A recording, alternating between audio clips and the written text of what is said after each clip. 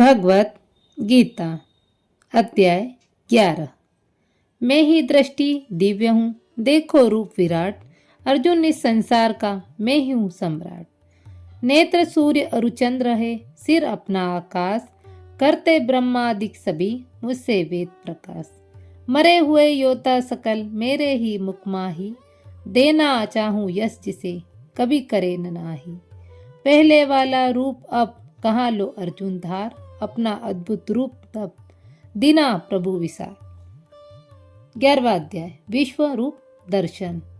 भगवान के वचनों से अर्जुन को कुछ संतोष हुआ और उन्होंने प्रार्थना की, हे भगवान, मुझ पर अनुग्रह करने के लिए गोपनीय एवं अध्यात्मक संबंधी आपने जो अमृतमय उपदेश दिया, उससे मेरा अज्ञान नष्ट हो गया है। कारण कि हे कमल नयन, आपके द्वारा मेरे प्राणियों की उत्पत्ति व प्रलय आदि पूर्ण विस्तार से सुने और आपका कभी नाश न होने वाला प्रभाव भी सुना है।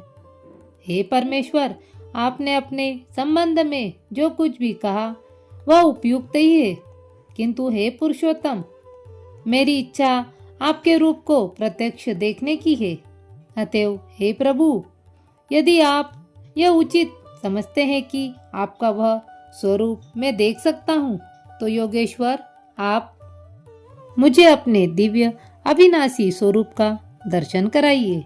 अर्जुन की विनम्र प्रार्थना पर भगवान बोले, हे पार्थ, विभिन्न प्रकार एवं नाना वर्ण तथा अनेक आकृति वाले सैकड़ों तथा हजारों ही रूपों को देखो।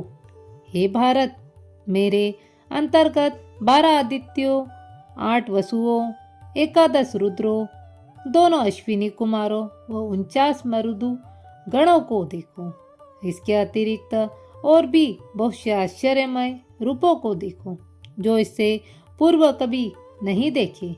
हे गुड़ाकेश, मेरे इस शरीर में एक स्थान पर स्थित चराचर सहित समस्त विश्व को देखो, अथवा जो देखने की इच्छा हो देखो, परंतु तुम मेरे इस रूप को अपने संसारी नेत्र से कदापि देखने की सामर्थ्य नहीं रखते।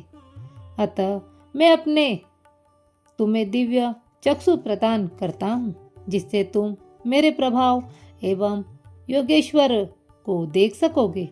इतना प्रसंग सुनाते हुए धृष्टराज से संजय ने कहा, हे राजन, महायोगेश्वर भगवान ने इतना कहते ही अर्जुन को परम ऐश्वर्यमय दिव्य स्वरूप का दर्शन कराया। अनेक नेत्रों से युक्त, अनेक अद्भुत दर्शनों वाले, बहुत प्रकार के आभूषण से युक्त तथा बहुत से दिव्य अस्त्रों को हाथों में धारण किए, दिव्य माला एवं वस्त्र पहने, दिव्य गंध का अनुलेपन किए, विभिन्न प्रकार के आश्चर्यदायक अलंकारों से अलंकृत असीम विराट स्वरूप को, परमात्मा को अर्जुन ने देखा। आकाश में सहस्त्र सूर्यों के लिए एक साथ उदय होने से जितना प्रकाश हो, वह भी उन विश्वरूप परमात्मा के समान नहीं हो सकता था। ऐसे अद्भुत और आश्चर्यमय स्वरूप को देख अर्जुन ने उस समय अनेक प्रकार से विभक्त हुए समस्त जगत को उन देवादिदेव भगवान श्री कृष्ण के दिव्य मंगल शरीर में एक ही स्थान पर स्थित हुआ दर्शन किया। तदंतर आश्चर्य बुद्धि से पुलकित शरीर वाले अर्जुन ने विराट रूप भगवान को श्रद्धा सहित सिर से प्रणाम किया और करबंद प्रार्थना की। अर्जुन ने प्रार्थना आरंभ करते हुए कहा, हे देव, मैं आपके इस दिव्य शरीर में समस्त देवों, अनेकानेक भूतगण के समुदाय, कमलना, सीन, ब्रह्मा, देवादिदेव महादेव, सभी महर्षि एवं दिव्य नागों को देख रहा हूँ। हे विश्वपति, अनेक हाथों, मुखों, नेत्रों तथा पेट संयुक्त चारों ओर से अनंत रूपों युक्त में आपका दर्शन कर रहा हूँ। साथ ही मुझे आपका आदि, मध्य और अंत भी नहीं दिखाई पड़ता। हे प्रभु, मैं आपको मुकुट, गदा, चक्र सहित तेजोमय प्रकाशमान प्रदीप्त अग्नि और सूर्य की भांति ज्योतिमान, जो देखने में अतीव तथा अप्रमेय हो ऐसे आपको सभी ओर से देखता हूँ। हे सनातन पुरुष, आप ही परम अक्षर इस जगत के आधारभूत हैं और आप ही धर्मरक्षक, अविनाशी तथा आदि पुरुष हैं, ऐसा मेरा मत है। आदि, मध्य एवं अंत से रहित, परम सामर्थ्यवान, अनंत भुजाओं से युक्त आपके दर्शन चक्र तथा सूर्य तो नेत्र हैं। प्रदीप्त अग्नि तुल्य आपका श्रीमुख तथा परम तेज से आप इस विश्व को ताप पहुंचा रहे हैं, ऐसा मैं देख रहा हूँ। हे महात्मन, समस्त आकाश जो स्वर्ग और पृथ्वी के मध्य में है तथा समस्त दिशाएं भी आपसे पूरी थे, और इतना ही नहीं, आपके आश्चर्यमय भयंकर स्वरूप को देख तीनों लोग व्यवस्थित हो रहे हैं। समस्त देव समूह आप ही में प्रवेश कर रहे हैं तथा उनमें से बहुत आपके स्वरूप से भयभीत होकर करबंद खड़े होकर आपका गुणानुवाद गा रहे हैं। हे महर्षिगण तथा सिद्धों के समाज, उत्तम स्त्रोतों से आपकी प्रार्थना करते हुए आपको प्रसन्न करने की चेष्टा करते हैं। रुद्र, आदित्य, वसु, साध्यगण, विश्वदेव और अश्विनी कुमार, मृदुगण, पितृ समूह, गंधर्व, यक्ष, राक्षस एवं सिद्धगण आश्चर्यचकित होते हुए सभी एकटक आप ही की ओर देख रहे हैं। हे महाभाव, आपके अनेक मुख तथा अनेक नेत्र वाले, बहुत से हाथ, जंगा और चरणों वाले, बहुत से उदरों तथा बहुत सी विकराल दाढ़ों से युक्त अत्यंत महान विलक्षण रूप को देखकर संपूर्ण लोक ही व्याकुल नहीं हो रहे हैं, वरन मैं स्वयं भी व्याकुल हूँ। हे विष्णु, आकाश पर्यत्न पहुँचे हुए प्रकाशमान अनेक रूप संयुक्त विश्रत किए हुए मुख और विशाल नेत्र युक्त आपका दर्शन कर मैं अनंतकरण से भयभीत हूँ और मेरे चित्त में धैर्य तथा शांति भी नहीं हो रही है। हे जगन निवास, प्रलय काल की अग्नि के समान प्रज्वलित मुखों से विकराल दाढ़ों को देखते हुए न तो मुझे दिशाओं का ही ज्ञान हो रहा है और न सुख ही प्राप्त हो रहा है। अतएव हे देव, कृपा कर प्रसन्न हो। यह सब जितने भी दृष्टराज के पुत्र हैं, राजाओं के समूह, भीष्म, द्रोण तथा कर्ण एवं अपने पक्ष के प्रमुख योद्धागण आपके विकराल दाढ़ों से युक्त मुख में अति शीघ्रता से प्रवेश कर रहे हैं तथा उनमें कितने ही हो आपकी दाढ़ों के मध्य में इस प्रकार लगे हुए दिखाई पड़ते हैं जैसे पीसकर चूर्ण हो गए हो। जिस प्रकार नदियों की अनेक धाराएं अपने प्रभाव पर चलकर समुद्र की ओर वेग से अग्रसर होती है, वैसे ही सूरवीरों के समूह आपके प्रज्वलित मुखों में प्रवेश करते चले जा रहे हैं। इसके भी अतिरिक्त जिस प्रकार विमोहवश वर्षा ऋतु में पतंगे अपने विनाश का कोई विचार न करते हुए भी प्रज्वलित अग्नि में वेग से प्रवेश कर जाते हैं, उसी प्रकार से यह सब भी अपने विनाश के लिए अत्यंत वेग से आपके मुखों में प्रवेश कर रहे हैं। हे विष्णु, आप भी प्रज्वलित मुखों से सब ओर के वीरों का ग्रसन कर चाट रहे हैं। आपका परम तेजोमय प्रकाश समस्त सृष्टि को अलौकिक तेज तथा पूर्ण रूप से तृप्त कर रहा है। हे देव श्रेष्ठ, आप मुझ पर प्रसन्न हो और आप कृपा करके बताएं कि अद्भुत स्वरूप वाले आप कौन हैं। साथ ही आपकी प्रवृत्ति की भी, जिससे मैं अनभिज्ञ हूँ, उसे भी जानने की कोई मेरी प्रबल इच्छा नहीं है। अर्जुन के वास्तविक तत्व जानने की इच्छा समझकर और ना समझकर और तत्व संबंधी अर्जुन की जिज्ञासा पर भगवान श्री कृष्ण बोले, हे अर्जुन, संसार का विनाश करने वाला मैं वह उग्र कर्मा महाकाल हूँ जो इस समस्त लोकों का नष्ट करने के लिए प्रवृत्त हुआ हूँ।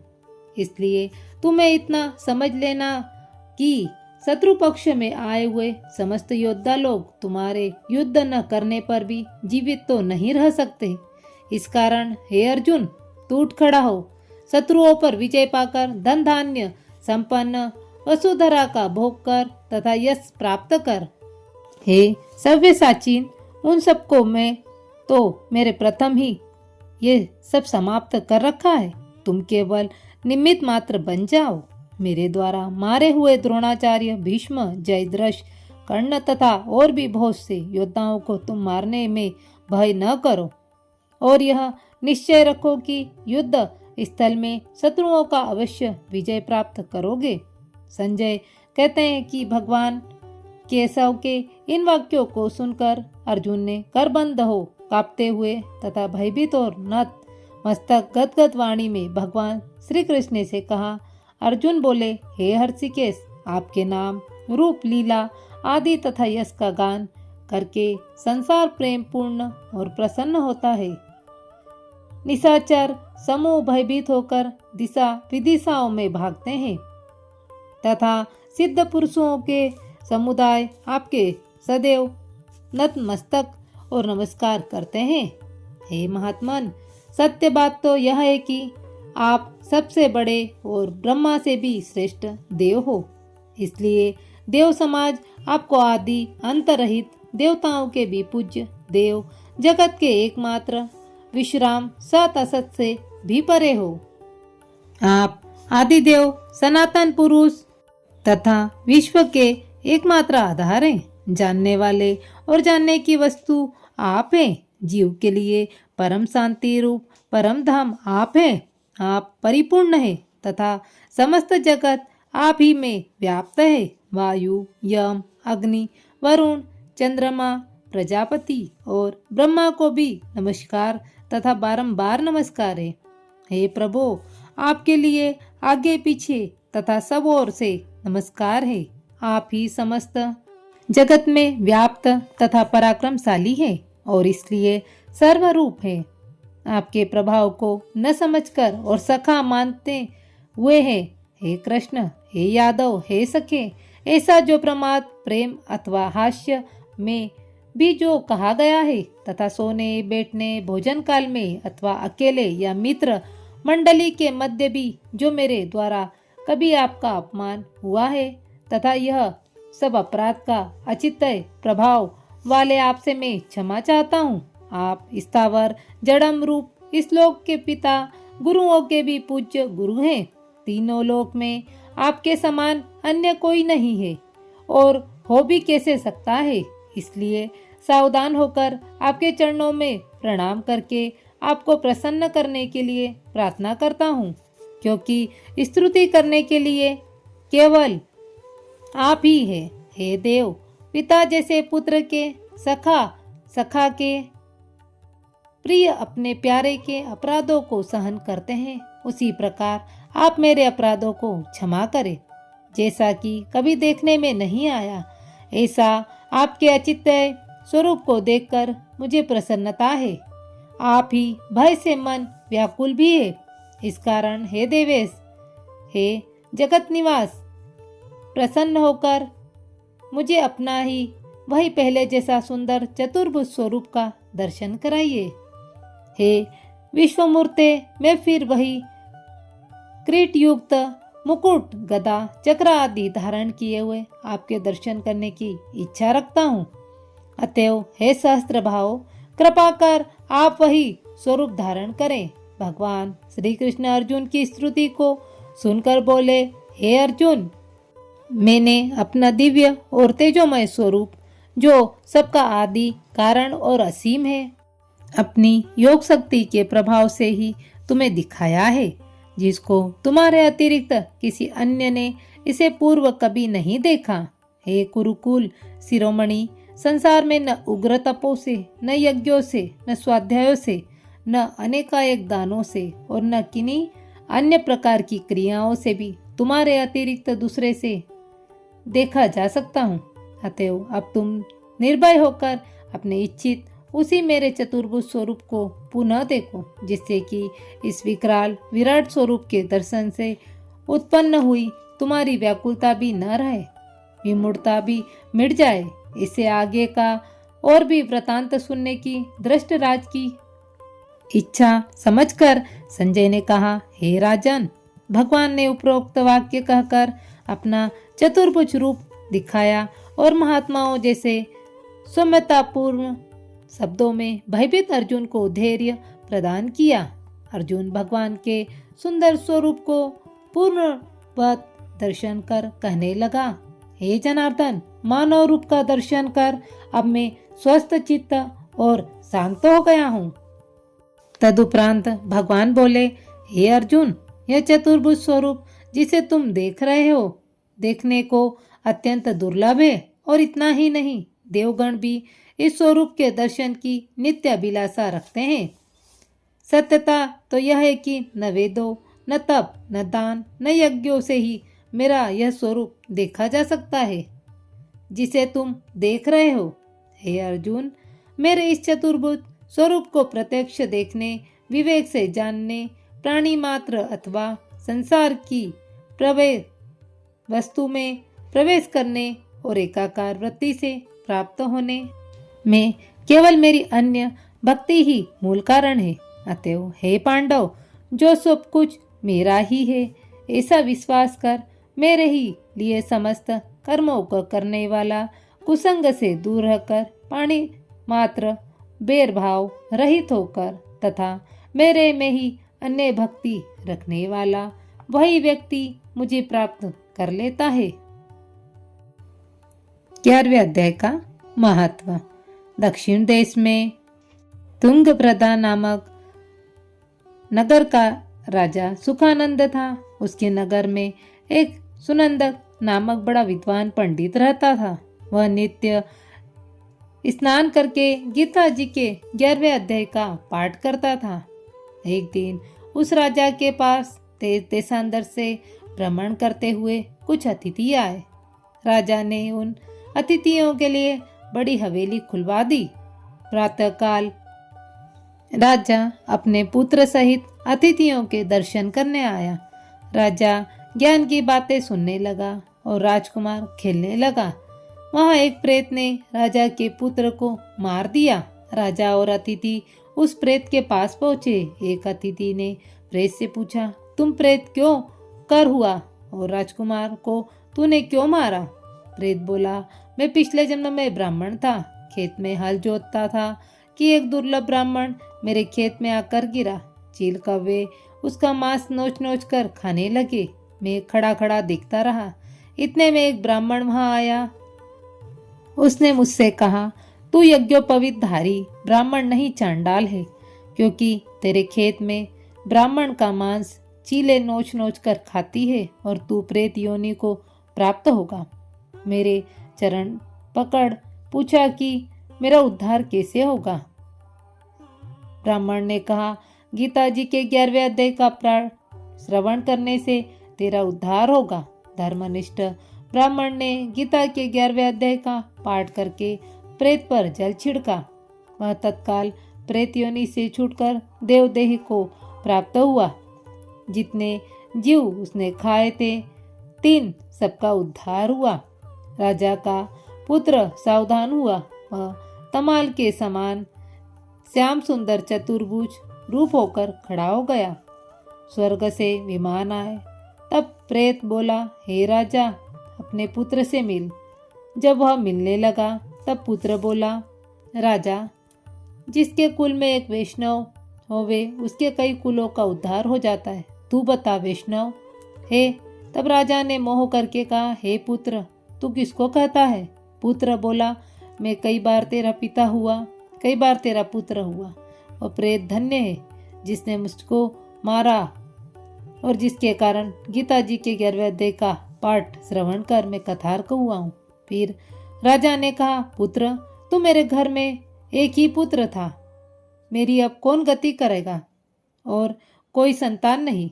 तब पुत्र ने कहा, हे राजा, जिस कुल में एक भी वैष्णव होवे उसका उद्धार होता है। पिता, तू चिंता न कर, अब मैं नारायण परायण हुआ हूँ और जब भी नारायण के दर्शन करूँगा तब तेरे कुल का उद्धार होगा। 21 कुल तेरे तरेंगे। राजा ने कहा, अच्छा सिधारो। तब सब विमान पर बैठकर बैकुंठ को गए। तब उस ब्राह्मण से राजा के ज्ञान ने 11वें अध्याय का पाठ श्रवण किया। मन में कहा, अब पुत्री कोई नहीं। विरक्त होकर गीता का पाठ किया, तुलसी में जल डाला करे, ब्राह्मण को साधु चले गए। राजा भी परम भक्ति का अधिकारी हुआ। नारायण जी कहते हैं, हे लक्ष्मी, ये 11वें अध्याय का महात्म मैंने कहा जो तुमने श्रवण किया है